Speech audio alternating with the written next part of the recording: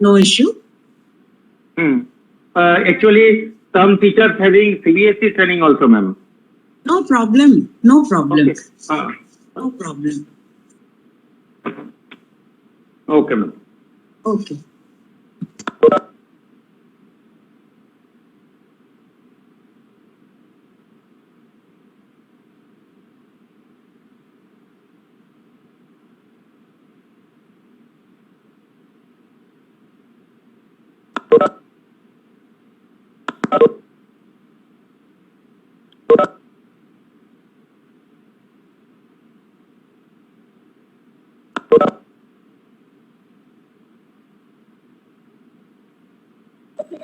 Good evening, ma'am. Good evening, everyone. Good evening. Good evening, ma'am. Good evening. Good evening. Evening.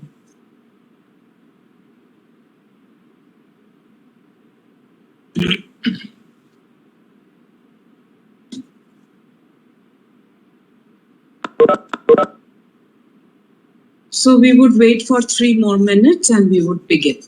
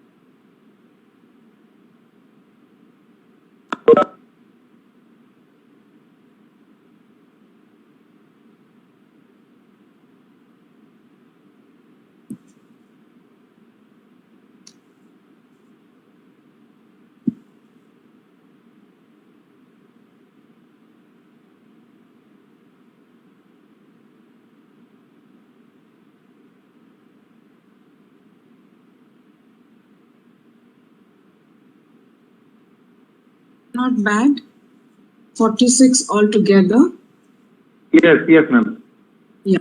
So just 1 minute. Yeah. Let's begin.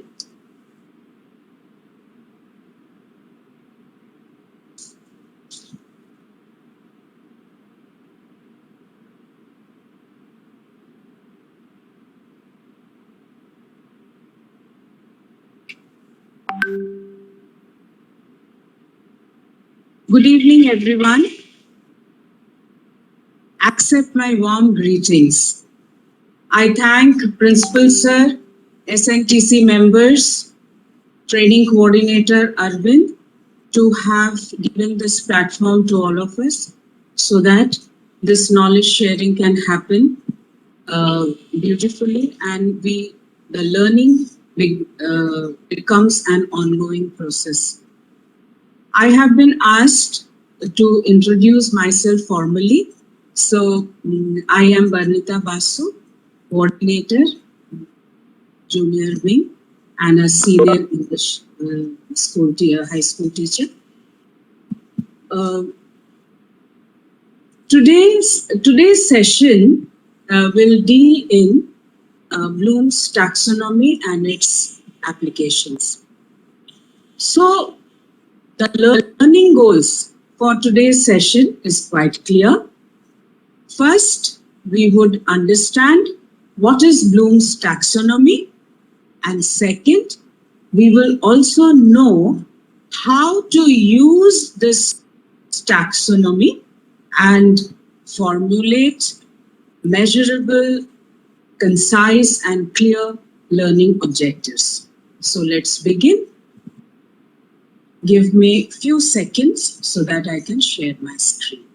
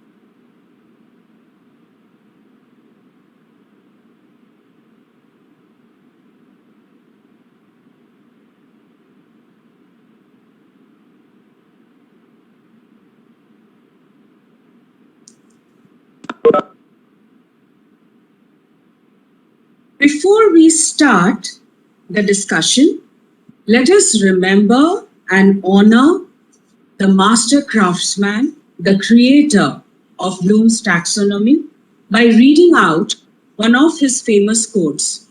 Let us read it together. Education must be increasingly concerned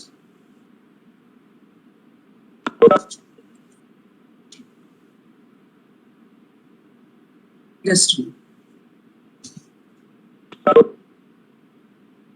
Education must be increasingly concerned about the fullest development of all children and youth, and it will be the responsibility of the schools to seek learning conditions which will enable each individual to reach the highest level of learning possible. The man behind this powerful tool is Benjamin Bloom. And what does he talk about in this quote? He has talked about the goals of education as fullest development of all children and youth, appropriate learning conditions, role of school and educators to help the child attain the highest level of learning. Now it's clear that how this taxonomy of educational goals got its name. Let me introduce you all to Mr. Benjamin Bloom.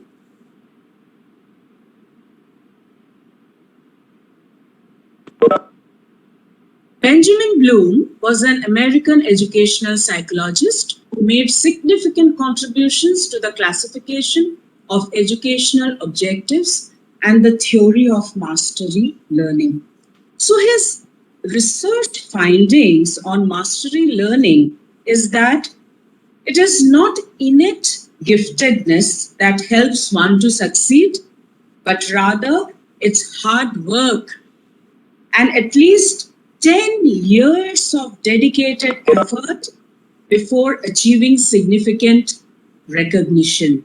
10 years. So, quite interesting, isn't it? Sometimes we rush to succeed.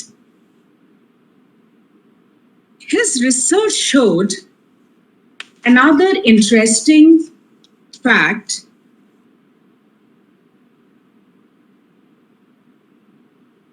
Just a minute.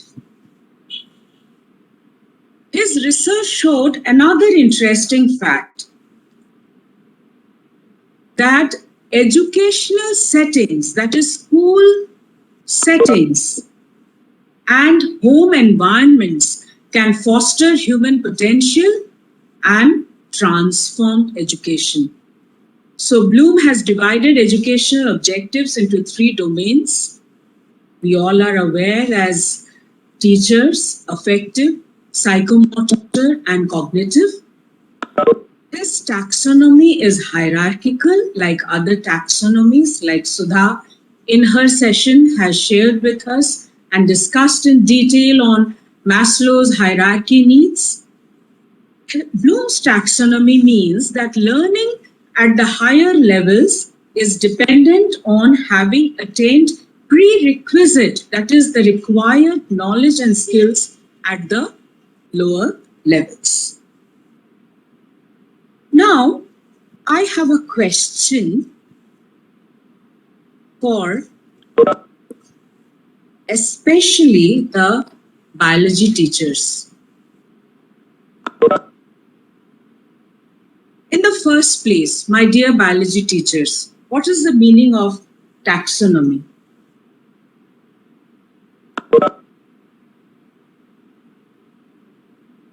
It's identification, naming, and we can say classification. Yes, thank you. Thank you, Sarita. You are absolutely right. Taxonomy is the science of organizing things and classifying them according to various criteria, such as you said, in biology, in botany, in zoology, that include family, genus, and species. Now, let me take you to the main topic. What is Bloom's taxonomy? So, as you can see, Bloom's taxonomy is a framework of learning process.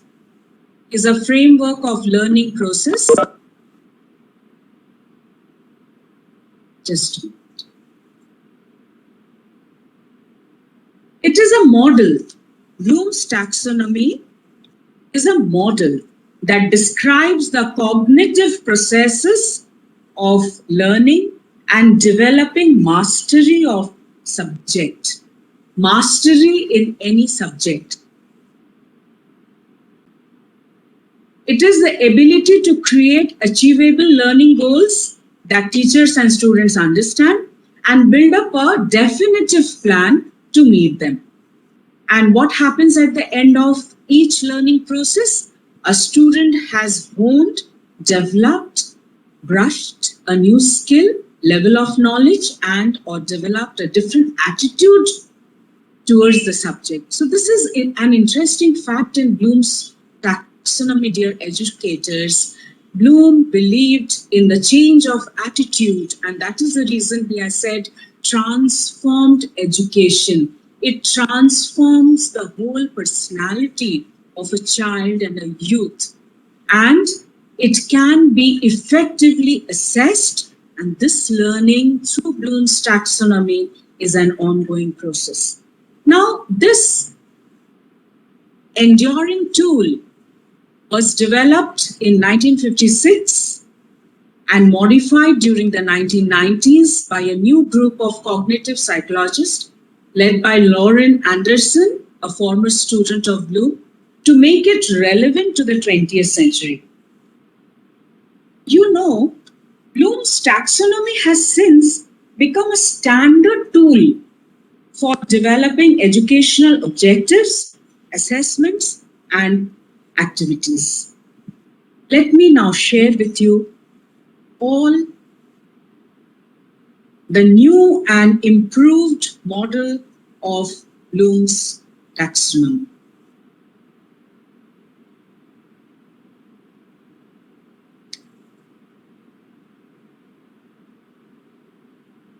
The original Bloom's taxonomy was developed in year 1956 by a group of American psychologists headed by Benjamin Bloom. As you can see in the table, The first level was knowledge. First level means the lowest level. Must remember it's a hierarchy model. So knowledge, then comprehension, then application, then analysis, then synthesis, and finally the highest level was evaluation. Highest level was evaluation. But the revised Bloom's taxonomy, which happened, which was revamped significantly in the year 2001 after tireless revision and research for 16 long years. And now mark the difference. The original 1956 model was centered around static knowledge and abstract abilities, while the revised model focuses on measurable activities. And a beautiful initialism so that it's easy for us to remember, it is RUA to wake. RUA, R for remember, U for understand, A2, that is 2 A's back to back, apply and analyze, then E, evaluate, and finally the highest level of intellectual skills, that is create. As you can see in the table, that the original taxonomy and the lowest base, which is the foundation, that is knowledge, was replaced with remember, while application was replaced with a more active verb, apply. And this revised Bloom's taxonomy acquired focus of actionable verbs rather than the nouns. You can see they are all nouns in the original Bloom's taxonomy, in the original model. Now let us understand the 6 levels of intellectual skills in Bloom's taxonomy that takes place in the cognitive domain.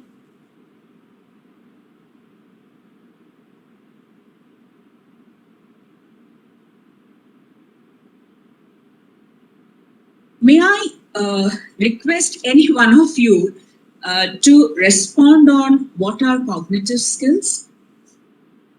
You may unmute yourself. What are cognitive skills?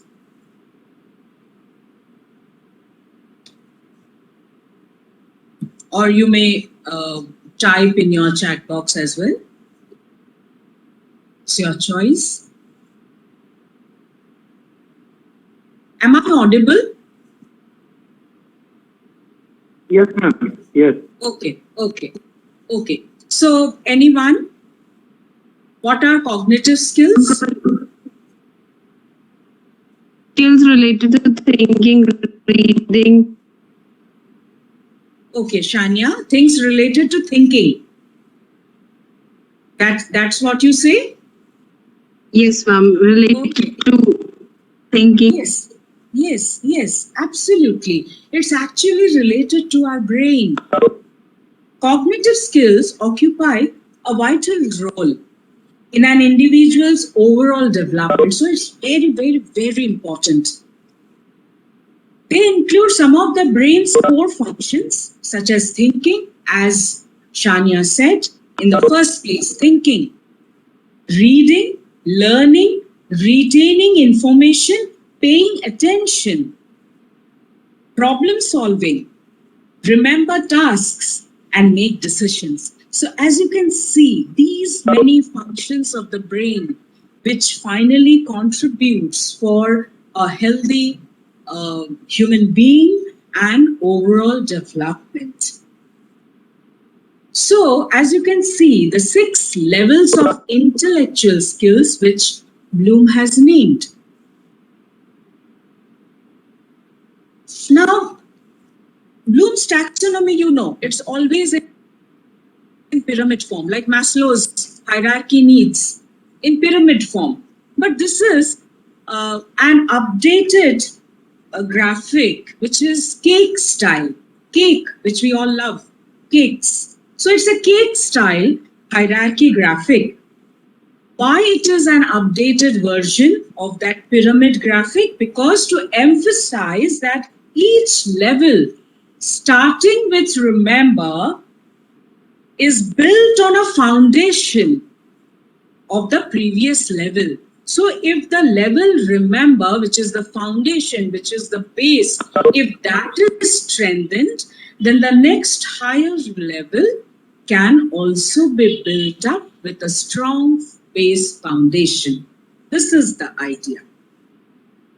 So let us read out. What is the base? The base says remember, recognizing and recalling facts. On it is understanding what these facts mean, and then to apply the facts, rules, concepts, and ideas, and then analyze. How to analyze? Breaking down information that we gather from these facts through our understanding and applying into component parts, very, very small bits, and then evaluate it, judge, screen it through our through our judging, the values of judgment of information or ideas, and then finally combining all the parts to create something new, original, that is yours, right? Now let us move on. So this is overall Bloom's taxonomy. Now we move on to our second learning goal of today's session, that is application of Bloom's taxonomy. And application in our learning objectives, because we all are educators. So how Bloom's works with learning objectives?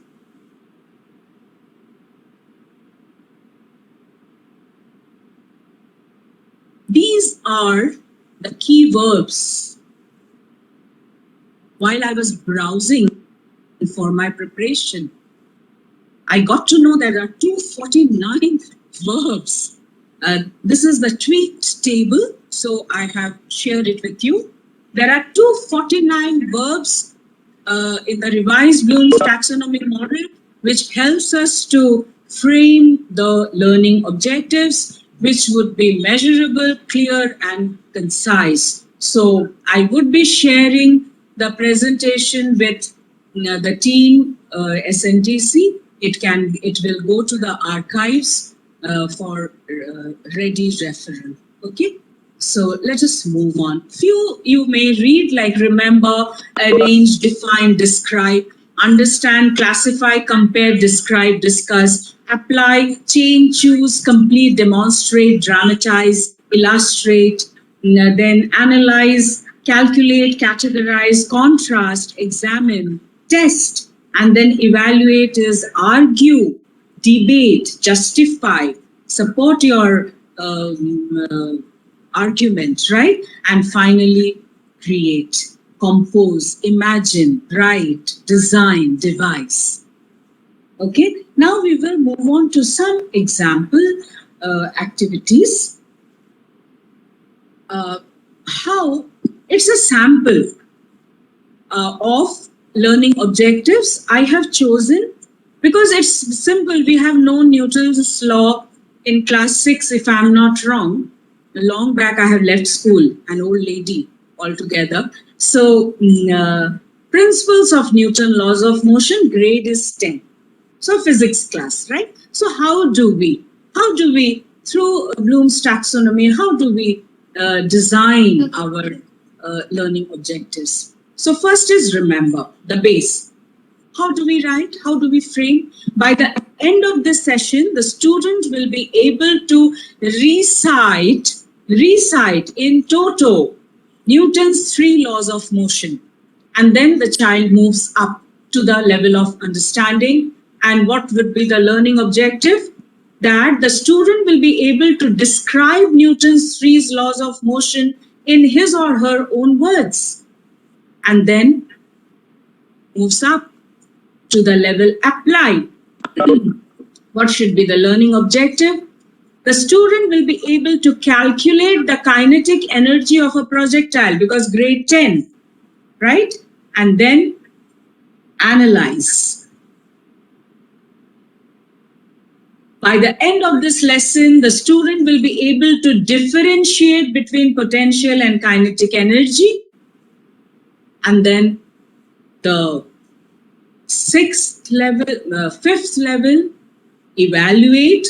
The student will be able to determine whether using conservation of energy or conservation of momentum, because Newton law, if I remember my science days, it also talks about momentum.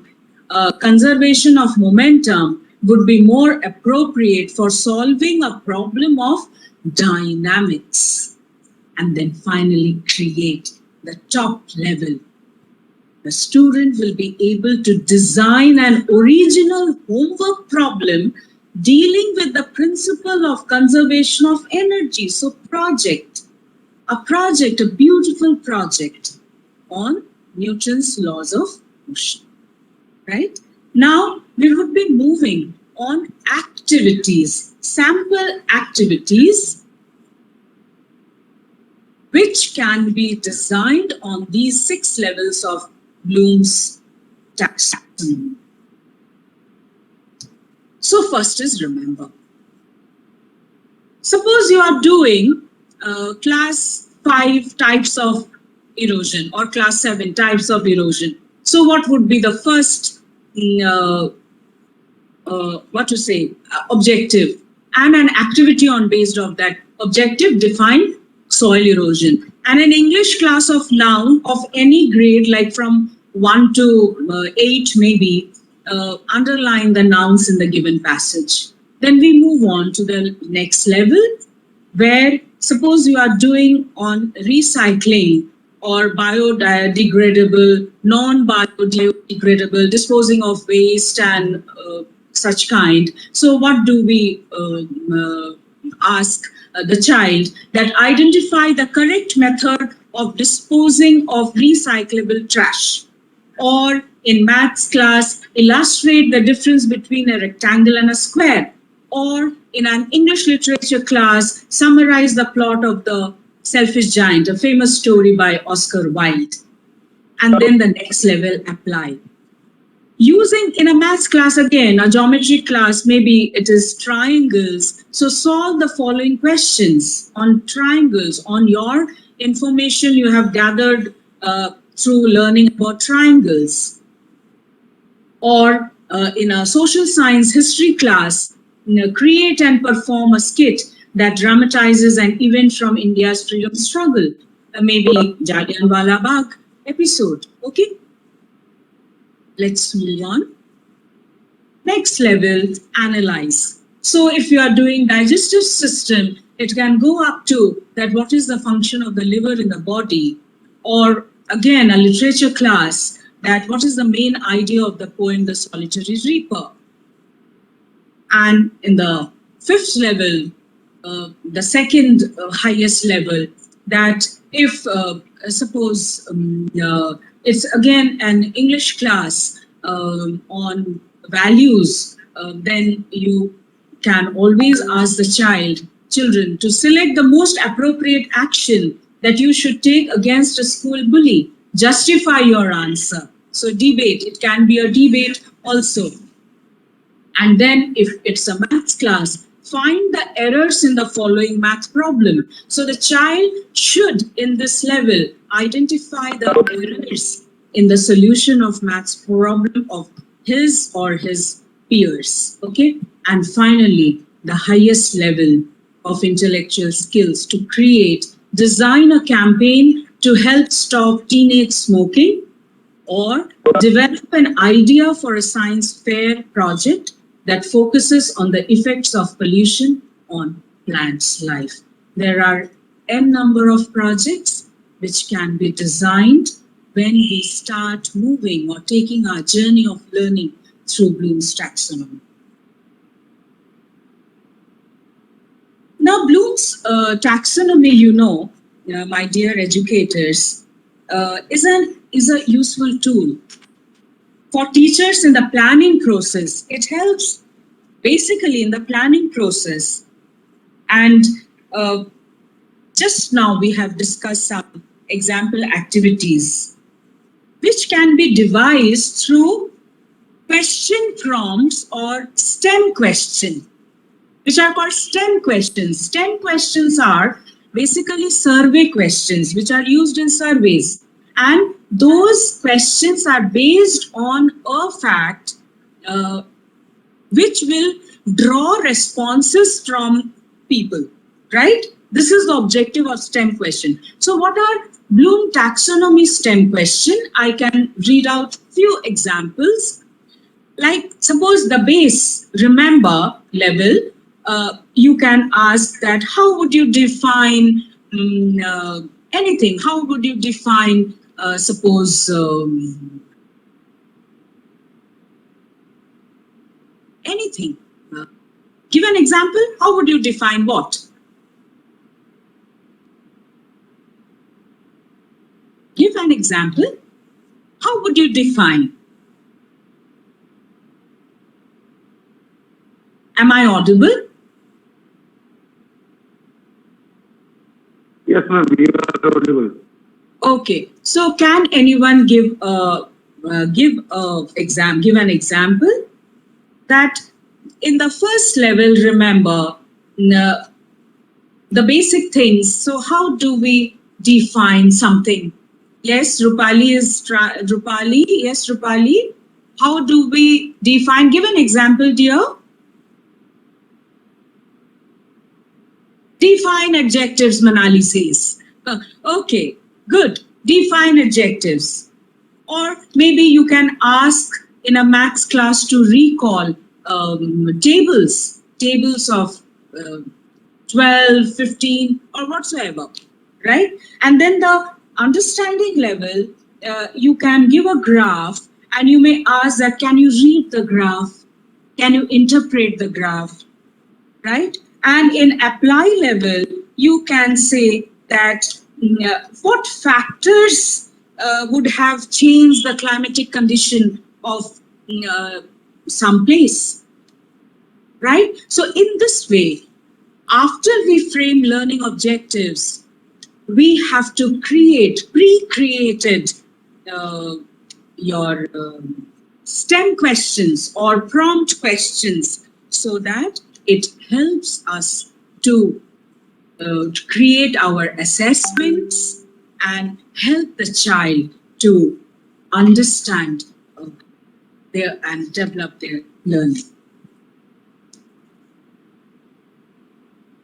Bloom's taxonomy has been actively used by teachers from KG to 12, even college lecturers, professors, for over 60 decades. And it is still as important today, as relevant today, as it was in the 1950s.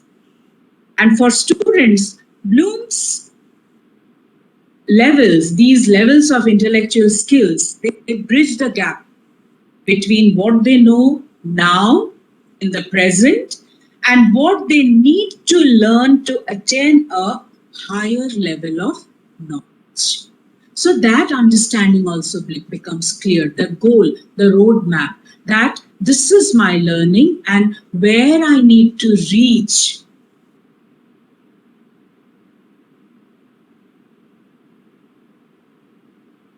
So I have come to the end of my session. Let us again together read one of the famous quotes by Benjamin Bloom, that what any person in the world can learn, almost all persons can learn it, if provided, so there is a clause he has given, if provided with appropriate prior and current conditions of learning. See, the first quote which we have discussed, there are also school conditions, the learning conditions. In this quote also, he emphasizes on conditions of learning, that conditions of learning must be conducive, then only learning can happen. So, like we have discussed in his research finding of mastery learning, which he is famous for, that innate giftedness does not matter. It's hard work. It's sheer hard work, right? So as you can read here in the slide, that learning isn't a detached intellectual process, but the sum of what we are understanding, feeling, and actively practicing. So as we already know that there are two more learning domains, and psychomotor domain, right? And your affective domain. So maybe in the next session, I would be dealing with the rest two domains, which have also been dealt by Benjamin Bloom. Now there is a task for you all. As a positive outcome, let us think, all of us, as a team of educators. Thank you, Arvind. Arvind has just posted the attendance link and the assessment. Please fill it up. As a positive, I have already sent, ma'am. Yeah, thank you, Arvind. I have already sent. Okay. Thank you, dear. Thank you. So, as a positive outcome, if we think that what is a positive outcome of this session, we can try to identify our current learners. Let us identify, all of us together, our learners now, at present, in this session, who may be struggling. We all discuss among ourselves, isn't it, that this child is struggling, this child is struggling. He's so inert, apathetic, disinterested. So let us now understand that they are not actively participating in our class. They are so passive. So we could always frame some critical, thought-provoking questions to encourage their enthusiasm for learning through these question STEM, which Bloom's taxonomy will help us. Or questions maybe that could promote cognitive development in our struggling learners. And I'm pretty sure, my dear educators, that all of you would be taking away sizable bites from this session. So there is a task for you. There is a task for you, a small task. A small task, okay? Tickle your brain cells. I have chosen, again, a very simple topic, digestive system. I have given example questions on the first three levels, remember, understand and apply. You have to fill in the last three levels, analyze, evaluate, and create. Like, remember, I can tell you that what is, I hope time is there, Arvind? Yes, ma'am. Okay. Then I can summarize so that it's a last minute recapitulation by my educators. So, like, remember, what is remember? Very, very simplified version, that I can take in various types of knowledge and recall it when I need to. Understand, I can give meaning to information. Apply, I can use the skill I have learned in a new situation. Analyze, I can break down information into parts and link it to the whole.